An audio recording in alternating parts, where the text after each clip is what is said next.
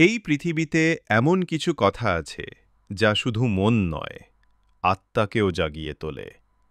আজ আমরা শুনব ঠাকুর শ্রী শ্রী রামকৃষ্ণের এমন ৬টি অমৃতবাণী যা আমাদের জীবনে এনে দেবে আলোর পথ।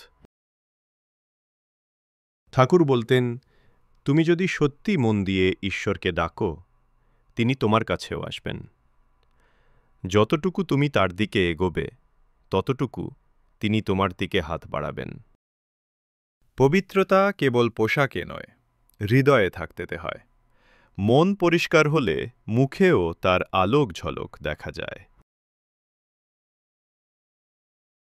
ঠাকুর বলতেন, প্রাণীর মধ্যে মানুষই একমাত্র এমন সৃষ্টি যে নিজের ভেতরের ঈশ্বরকে চিনতে পারে।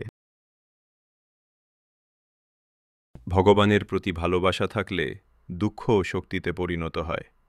প্রেমই সর্বশ্রেষ্ঠ শক্তি। যে সত্যি ঈশ্বরকে ভালোবাসে, তার কাছে জগতের অন্য সবকিছু ম্লান হয়ে যায়।